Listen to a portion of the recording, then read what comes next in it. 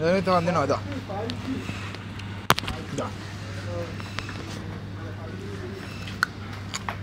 Orange తినలేబ్బా.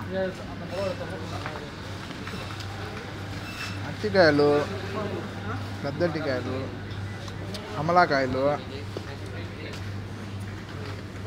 ఇంకా కాయగూరలు. అబ్బాబాబాబా, దానిలో చూసిండ్రు కదా ఎన్ని రకాల కూరగాయలు ఉన్నాయో. కువైట్లో ఫేమస్ అనమాట కోసి ఎర్రగడ్డలు, టమాటకాయలు,